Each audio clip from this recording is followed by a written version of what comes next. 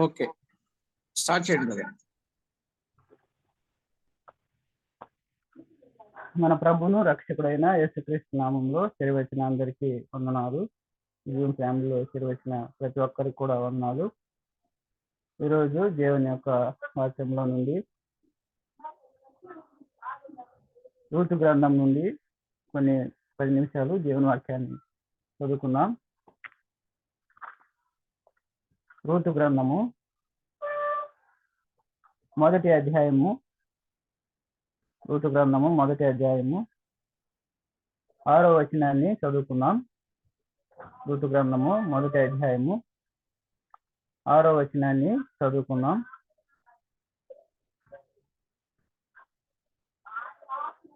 6వ వచనం, వారికి ఆహారం ఇచ్చుటకు యెహోవా తన జనులను దర్శించినని ఆమె మోయాబు దేశములో వినెను. కనుక మోయాబు దేశము విడిచి వెళ్ళుటకై ఆమెయు ఆమె కోడండును ప్రయాణమైరి. ప్రార్థన చేసుకున్నాం. మహాగణుడు అయిన మా దేవ, మహోన్నతుడా, ప్రియబడుల మా ప్రభువా, మీకు స్తోత్రం చెల్లిస్తున్నాం. అయా చదువుకున్నటువంటి లేఖన భాగంలో మాటలను అయా ధ్యానించకు సహాయం చేయమని, అయా మీ యొక్క ఆత్మతో వెంటనే నా ప్రభు నింపమని ప్రార్థిస్తున్నాం. అయా చెప్పేటువంటి మాటలు అయా నా తండ్రి నా ప్రభు అయా మీరుండి మాట్లాడమని, నా నోటిని మీరు బురగాను వాడుకోనమని, మీరే మహిమ ఘనత ప్రభావములు పొందుకొనమని మా ప్రభువును రక్షకుడైన యేసుక్రీస్తు నామంలో ప్రార్థించి వేడుకొంటున్నాను తండ్రి, ఆమేన్. క్రీస్తునందు ప్రియమైన బైబిల్ కాలేజీ అందరికి కూడా మరి దేవుని వాక్యంలో రూతు గ్రంథంలో మనం గమనించినట్లయితే మొదటి అధ్యాయంలో 6వ వచనంలో వారికి ఆహారం ఇచ్చుటకు యెహోవా తన జనులను దర్శించినని ఆమె మోయాబు దేశంలో వినెను. కనుక మోయాబు దేశం విడిచి వెళ్ళుటకై ఆమెయు ఆమె కోడండును ప్రయాణమై. ఇక్కడ రూతు గ్రంథంలో మనం గమనించినట్లయితే ఈ యొక్క రూతు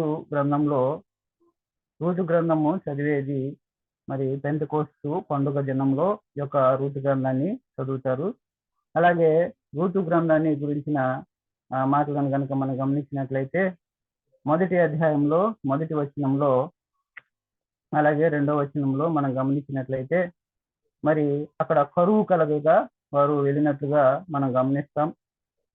తర్వాత మోయాబు దేశంలో మొదటి వచనంలో న్యాయాధిపతులు వెళ్ళిన దినమందు దేశంలో కరువు కలగగా యోధా బెత్లెహేము నుండి ఒక మనుష్యుడు తన భార్యను తన 2 కుమారులను వెంటబెట్టుకొని మోయాబు దేశమునకు కాపురమునకు వెళ్ళాను. ఇక్కడ మనం గమనించినట్లయితే న్యాయాధిపతుల గ్రంథంలో రూతు గ్రంథంలో మొదటి వచనంలో ఇక్కడ కరువు కలగగా అనేటువంటి మాటని మనం గమనిస్తా ఉన్నాం. ఇక్కడ రూతు గ్రంథంలో మనం పెంతెకోస్తు దినమున చదువుతారనేటువంటి మాటను కూడా మనం గమనించాం. అలాగే ఇక్కడ రూతు గ్రంథంలో కరువు కలగగా అనేటువంటి మాటను కూడా గమనిస్తూ ఉన్నాం.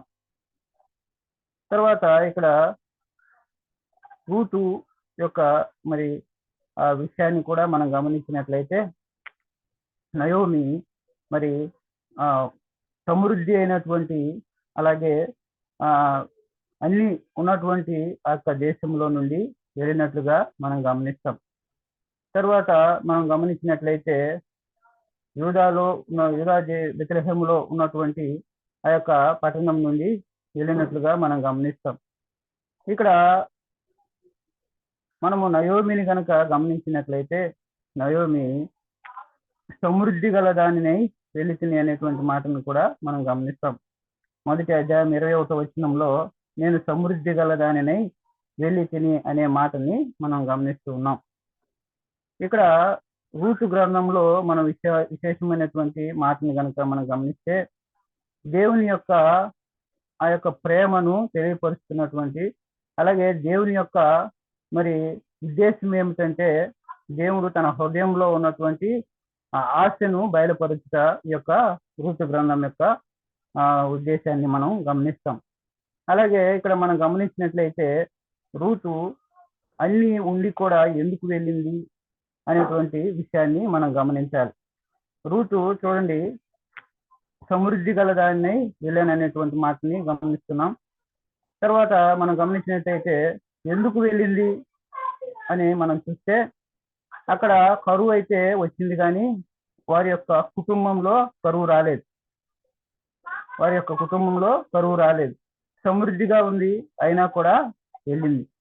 ఎందుకు వెళ్ళింది అంటే మనం గమనించినట్లయితే చూడండి, ఇక్కడ నయోమి యొక్క వాళ్ళ యొక్క ఉద్దేశం ఏమిటంటే కరువు రాకపోయినా ఆ కరువు ప్రభావము మా మీద కూడా వస్తుందేమో, అలాగే దేవుని యొక్క బిడ్డలతో కూడా మరి ఆ శ్రమ మాకు కూడా, ఆ కరువు మాకు కూడా రావచ్చేమో అనేటువంటి ఉద్దేశంతో వెళ్ళినట్లుగా కూడా మనం గమనిస్తాం. తర్వాత మనం గమనించినట్లయితే కరువు ప్రభావము మరి మా మీద కూడా వస్తుందేమో అనేటువంటి విషయాన్ని కూడా మనం గమనిస్తాం. ఇక్కడ మనం గమనిస్తే రూతు నయోమిని కనుక మనం గమనించినట్లయితే నయోమి మరి సమృద్ధి అయినటువంటి దేవుడు, మరి బెత్లెహేం అంటే రొట్టెల ఇల్లు అనేటువంటి విషయాన్ని కూడా మనం గమనిస్తాం. అలాగా అభివృద్ధిగా మరి సమృద్ధిగా ఉన్నటువంటి విషయాన్ని కూడా మనం గమనిస్తాం. చూడండి, ఇక్కడ దేవుని యొక్క బిడలను విడిచి, అలాగే దేవుని యొక్క బిడల్లో ఉన్నటువంటి మరి ఆ యొక్క మరి ఐక్యతను, అలాగే దేవుని యొక్క బిడ్డలతో ఉండాల్సినటువంటి నయోమి మరి వారికి వచ్చినటువంటి కరువు మాకు కూడా వస్తుందేమో అనేటువంటి ఆలోచన చేసి సమృద్ధిగా ఉన్నటువంటి ఆ యొక్క మరి యూదా బెత్లెహేములో నుండి ఆమె మోయాబు దేశం వెళ్ళినట్లుగా మనం గమనిస్తాం. తర్వాత ఇక్కడ మనం గమనించినట్లయితే కరువు ప్రభావము రాకపోయినా కూడా వస్తుందేమో అనేటువంటి ముందు ఆలోచనని కూడా మనం గమనిస్తాం. ఇక్కడ నయోమిని కనుక మనం గమనించినట్లయితే నయోమి మొదటి అధ్యాయంలో కరువుని చూస్తాం.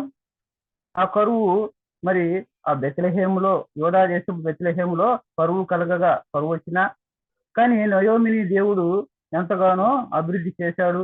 అలాగే వారి యొక్క కుటుంబం తెలిమెలకు కానీ వారి యొక్క బిడ్డలు కానీ ఎంతో సమృద్ధిగా ఉన్నా కూడా వారు సొంతగా ఆలోచన చేసి మనం కూడా మరి మరణించేటువంటి పరిస్థితిలోకి వెళ్ళిపోతామేమో అనేటువంటి ఉద్దేశంతో, ఒకవేళ కరువు వచ్చినప్పుడు ఎవరికి సమృద్ధిగా లేదు మా దగ్గరకు వస్తారేమో, మేము వారికి ఇవ్వాల్సి వచ్చిందేమో అనేటువంటి ఆలోచనతో మరి వారు మోయాబు దేశాన్ని విడిచి వెళ్ళినట్లుగా మనం గమనిస్తాం.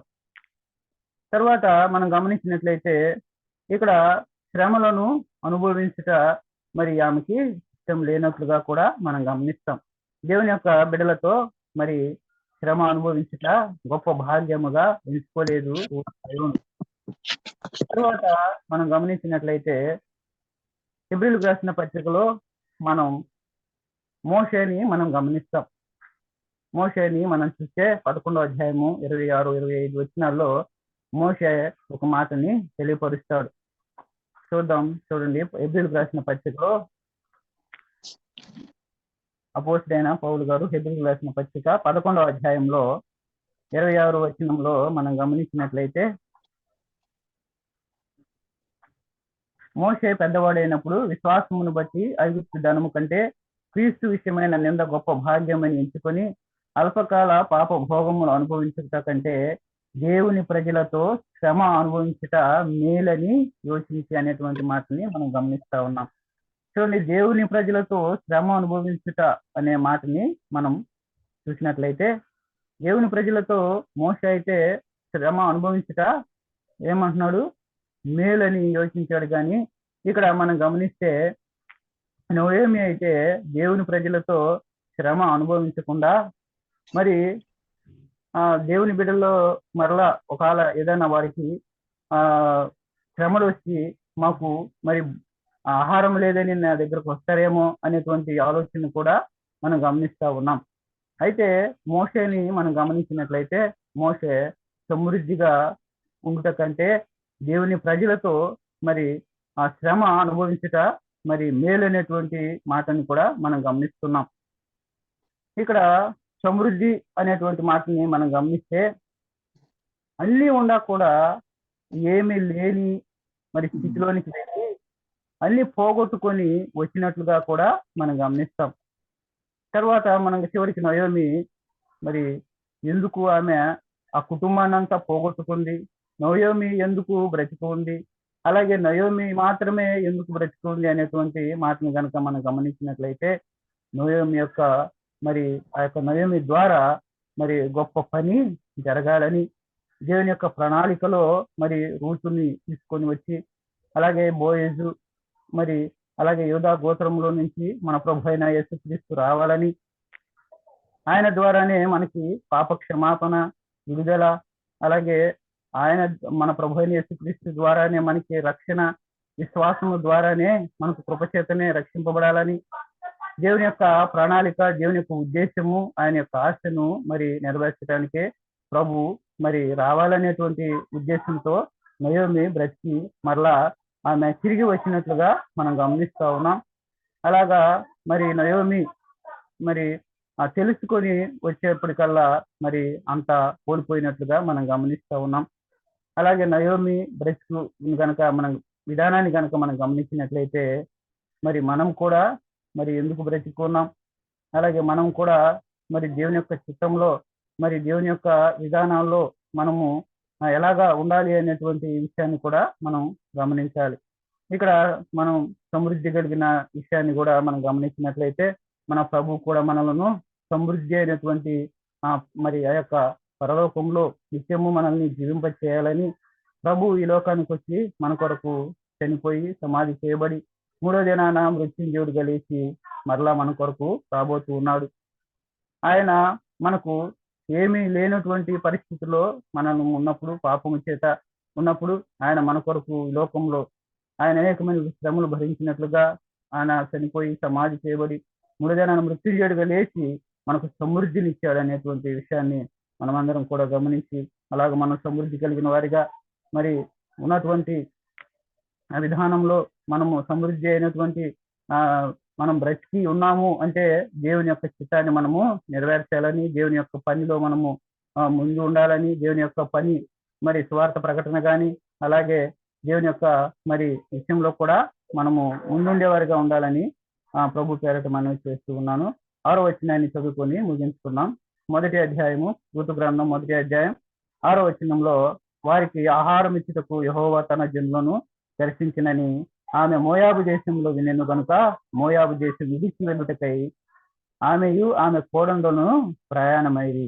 ఇక్కడ చూడండి, ఆమె మోయాబు దేశంలో వినెను అనే మాటని మనం గమనిస్తూ ఉన్నాం. 6వ వచనంలో ఇక్కడ ఆమెకు సువార్త ప్రకటించబడి దేవుని యొక్క ఉద్దేశాన్ని మరి దేవుని యొక్క ఆశను ఆమె విన్నప్పుడు ఆమె దేవుని యొక్క చిత్తాన్ని నెరవేర్చడానికి మరి మరలా బయలుదేరినట్లుగా కూడా మనము గమనిస్తూ ఉన్నాం. అలాగా మరి విని ఎలాగైతే మరి ఆమె మరలా వచ్చి ఆమె యొక్క విధానాన్ని మార్చుకొని ఆమె జీవించి ఉన్నాను అంటే ప్రభు యొక్క చిత్తాన్ని నెరవేర్చడానికి జీవించి ఉన్నానటువంటి విషయాన్ని తెలుసుకొని మరలా వచ్చి దేవుని యొక్క మాటను విని దేవుని యొక్క చిత్తాన్ని నెరవేర్చినట్లుగా మనం గమనిస్తూ ఉన్నాం. అలాగే మనం కూడా దేవుని యొక్క చిత్తాన్ని నెరవేర్చేవారిగా ఉండాలని ప్రభు పేరిట మనం చేస్తూ దేవుడి మాటలను మన కొరకు జీవించి ఆశ్రయించిన కాక అవకాశం ఇచ్చిన అన్నగారికి ప్రభు పేరిట వందనాలు తెలియజేస్తాం. Thank you brother. చాలా చక్కని వర్తమానం 10 నిమిషాల కంటే ముందే చెప్పినట్టున్నారు. రైట్ టైంకే ముగించారా? గాస్పెల్ కూడా చెప్పారు. వెరీ గుడ్, ఎక్సలెంట్, బాగా చెప్పారు. మరి సేవకు వెళ్ళవలసిన సహోదరుడు కాబట్టి చక్కని విషయాన్ని, మోయాబు నుండి రూతు రావడం, బెత్లెహేము నుండి నయోమి వెళ్ళడం, రూతుని తేవడానికే పంపించాడు దేవుడు అన్నట్టుగా మంచి విషయాలు. ఇప్పుడు 3 పాయింట్స్ ఎవరెవరు చెప్తారు? అందరూ చెప్పాలి, కానీ ముందు ఎవరు చెప్తారు? షార్ట్ అండ్ స్వీట్ మెసేజ్ చెప్పాలి. Short and sweet message. అందరూ సైలెంట్ గా ఉన్నారు. అందరు మెసేజ్లు కలిపి నేనే చెప్పానా?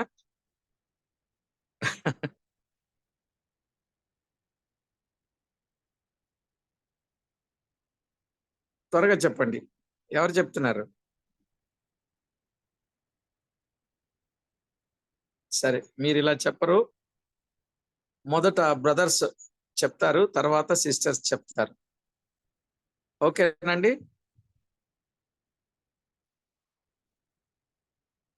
రైట్. అబ్రహామన్ గారితో స్టార్ట్ చేద్దాం. అబ్రహామన్ గారు, రామచంద్రుడు గారు, ఆల్ఫ్రెడ్ గారు. సరే, మీ ముగ్గురు ముందు చెప్పండి అన్న. ఓకేనా?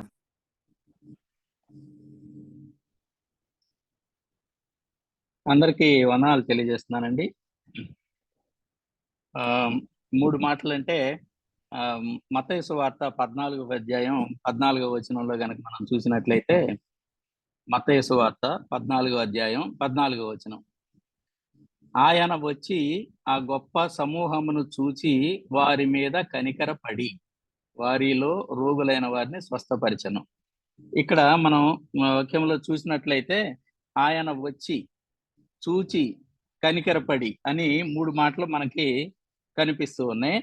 ఈ 3 మాటల మీద మనం ధ్యానం చేస్తే దేవుని యొక్క రక్షణ ప్రణాళిక మనకి కనిపిస్తూ ఉంటుందండి.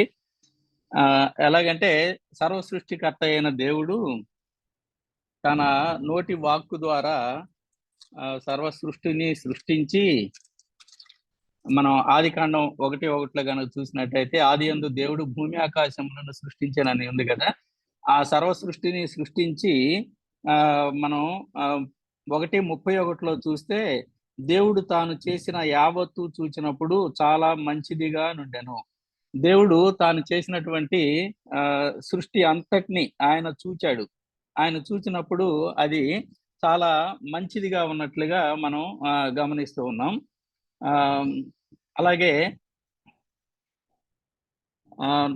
అది కీర్తనల గ్రంథం 102:21 అండి. కీర్తనల గ్రంథం 102:21లో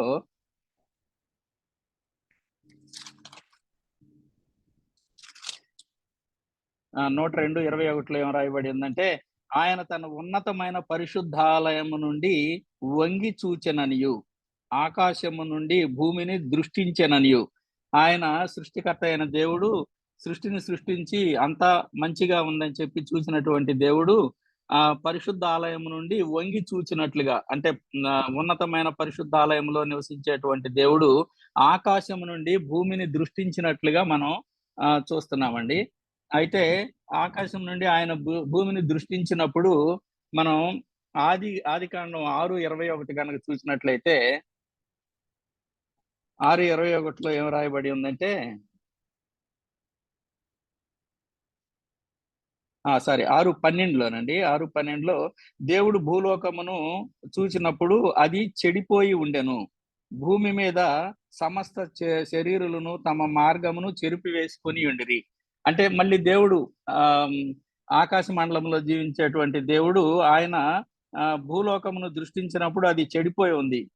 భూమి మీద సమస్త శరీరులు తమ మార్గమును చెరిపి వేసుకొని ఉన్నారని ఉంది. అంటే సమస్త శరీరులు సృష్టికర్తను మరిచి సృష్టిని ప్రేమిస్తూ వారి వారి మార్గాల్లో నడుస్తూ వాళ్ళు అంత సమస్తము చెడిపోయి ఉన్నదని చెప్పి దేవుడు చూసినట్లుగా ఉంది. అలాగే ప్రసంగి గ్రంథం 9:3లో గనక మనం చూసినట్లయితే, నరుల హృదయము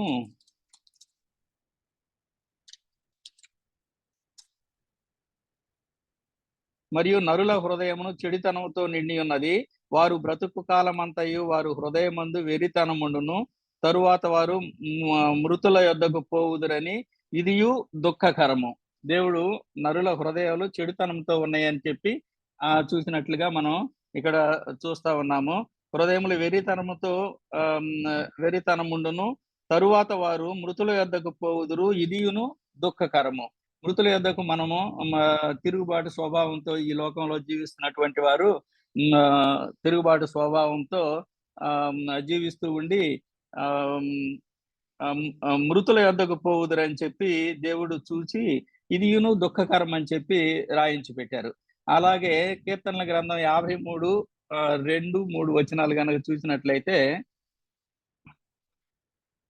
వివేకము కలిగి దేవుని వెదుకువారు కలరేమోనని ఆకాశము నుండి చూచి నరులను పరిశీలించెను.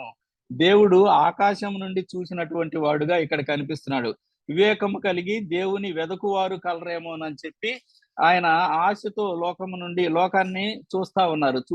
అంటే నరుల స్థితిని చూస్తున్నటువంటి దేవుడు వివేకము కలిగి దేవుని వెదకువారు ఉన్నారేమో అని చెప్పి ఆయన చూస్తున్నాడు. సర్వ సృష్టిని సృష్టించి సృష్టి అంతా చక్కగా ఉందని చెప్పి సృష్టిని నిర్మించినటువంటి దేవుడు నరులు దేవుని వెదుకువారు కలరేమోనని చెప్పి దేవుడు చూస్తా ఉన్నాడు. అలా చూసినటువంటి దేవుడు చూడండి, యెషయా 1:6 గనక మనం చూసినట్లయితే, అరకాలు మొదలుకొని తల వరకు స్వస్థత కొంచెమైనను లేదు, ఎక్కడ చూసినను గాయములు దెబ్బలు, ఎక్కడ చూసినను గాయములు దెబ్బలు. దేవుడు చూడండి, మనం అరకాల నుంచి ఎలాంటి స్వస్థత లేనటువంటి వారముగా ఉన్నట్లుగా దేవుడు మనం చూసినట్లుగా కనిపిస్తుంది. అలాగే ఆయన యెషయా 59 గనక మనం చూసినట్లయితే, అంటే మనం ఈ ఘోరమైన ఈ పరిస్థితిలో ఉన్నప్పుడు ఆయన 55వ అధ్యాయం అండి యెషయా గ్రంథంలో, రక్షకుడు లేకపోవుట ఆయన చూచెను. అంటే మనం ఈ పాపాలని ఆర్జించినప్పుడు ఈ పాపాలతో మరణానికి గురవుతామని చెప్పి ఆయన మన పరిస్థితిని చూసినటువంటి దేవుడు, సంరక్షకుడు లేకపోవుట చూచెను, మధ్యవర్తి కూడా లేకుండా చూచెనని చెప్పి ఇక్కడ వ్రాయబడి ఉందండి. అలా మన స్థితిని చూసినటువంటి దేవుడు మనపై కనికర పడిన వాడుగా ఉన్నాడండి. మత్తయి 9:36 కనుక చూస్తే, మత్తయి సువార్త 9:36,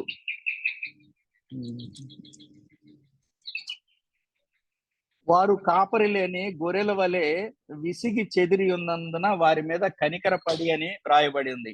ఇప్పుడు అలా మన స్థితిని చూసినటువంటి దేవుడు మనపై కనికర పడినటువంటి వాడుగా ఉన్నాడండి. మరణము కాకుండా దోషములకు ప్రాయశ్చిత్తం లేదని చెప్పి యెషయా 22:14 కూడా దేవుడు సెలవిచ్చాడు. అలా మనపై కనికర పడినటువంటి దేవుడు ఈ లోకానికి వచ్చినటువంటి వాడుగా మనం చూస్తాము. అది కీర్తనలు 81 గనక చూస్తే,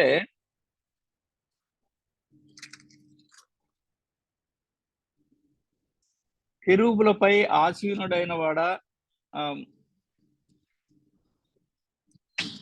కెరూబుల మీద ఆసీనుడైనటువంటి దేవుడు మనల్ని విడిపించటానికి నడిపించటానికి దిగి వచ్చిన వాడుగా మనం చూస్తాం. నిర్గమకాండం 3:8 గనక మనం చూసినట్లయితే,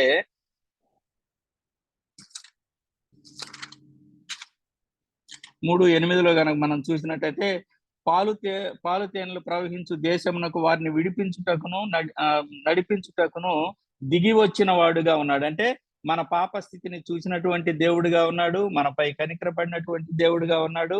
అలా మనని ఈ పాప స్థితి నుండి మనల్ని రక్షించటానికి ఆయన దిగి వచ్చినటువంటి వాడుగా మనం దేవుణ్ణి ఇక్కడ మనం చూస్తున్నాం. అలాగే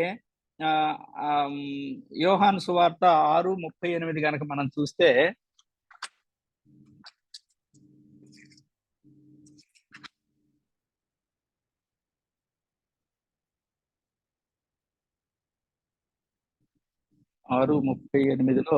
ఏం రాయబడిందంటే, నన్ను పంపిన వాని చిత్తము నెరవేర్చుటకే పరలోకము నుండి దిగి వచ్చి తిని. పరలోకము నుండి ఆయన దిగి వచ్చింది ఎందుకంటే ఆయనను పంపిన వాని చిత్తము, ఆయన తండ్రి చిత్తాన్ని నెరవేర్చడానికి ఆయన ఈ లోకానికి దిగి వచ్చినట్లుగా ఉన్నాం. ఆయన కుమారుని చూచి ఆయన యందు విశ్వాసముంచు ప్రతివాడును నిత్య జీవం పొందుటయే నా తండ్రి చిత్తము. దేవుని చిత్తం ఏంటంటే ప్రతి ఒక్కళ్ళు నిత్య జీవం పొందటం. అలా తండ్రి యొక్క చిత్తాన్ని నెరవేర్చడానికి ఈ లోకమునకు దిగి వచ్చానని చెప్పి ఇక్కడ రాయబడి ఉంది. అలాగే మార్కు సువార్త 10:45 చూస్తే, అనేకులకు ప్రతిగా విమోచన క్రయధనముగా దేవుడు దిగి వచ్చినట్లుగా మనం చూస్తాం. అనేకులకు ప్రతిగా విమోచన క్రయధనముగా తన ప్రాణం ఇచ్చుటకు ఆయన ఈ లోకానికి వచ్చినట్టుగా చూస్తాం. అలాగే యోహాను సువార్త 1:29 కూడా మనం చూస్తే, లోక పాపములను మోసుకొని గొర్రె పిల్లగా ఈ లోకానికి ఆయన వచ్చినట్లుగా చూస్తామండి. అలా వచ్చినటువంటి దేవుడు మన పరిస్థితిని చూసినటువంటి దేవుడు, మనపై కనికర పడినటువంటి దేవుడు, ఈ లోకానికి దిగి వచ్చినటువంటి దేవుడు మనను స్వస్థత పరచడానికి ఆయన పొందిన దెబ్బల ద్వారా మనల్ని స్వస్థత పరిచినట్లుగా మనం ఐజయ 53:5లో చూస్తామండి. అలాగే 1 పేతురు 2:24లో ఒక్కసారి చూద్దాం. 1 పేతురు 2:24. మనము పాపముల విషయమై చనిపోయి నీతి విషయమై జీవించినట్లు ఆయన తానే తన శరీరమందు మన పాపములను మ్రాను మీద మోసుకొనెను. ఆయన పొందిన గాయముల చేత మీరు స్వస్థత పొందిరి. ఆయన పొందిన గాయముల ద్వారా మనకి దేవుడు మనకి స్వస్థతనిచ్చినట్లుగా మనం చూస్తున్నామండి. అలా సర్వ సృష్టి చక్కగా ఉందని చెప్పి సృష్టించినటువంటి దేవుడు, మన పాప స్థితిని గమనించినటువంటి దేవుడు, మన పాపములకు శిక్ష అగ్ని ఆరదు, పురుగు చావదని రాయబడి ఉంది. అలా మన పరిస్థితిని గమనించి మనపై కనికరపడినటువంటి దేవుడు ఈ లోకానికి వచ్చి ఆయన మనను స్వస్థపరిచినట్లుగా లేఖనాల్లో రాయబడి ఉంది. దేవుడిచ్చిన ఈ 3 మాటలను బట్టి దేవునికి స్తోత్రాలు తెలియజేస్తున్నానండి. నా 10 నిమిషాలు అయిపోయింది. థ్యాంక్ యూ అన్న. మొదటి మాట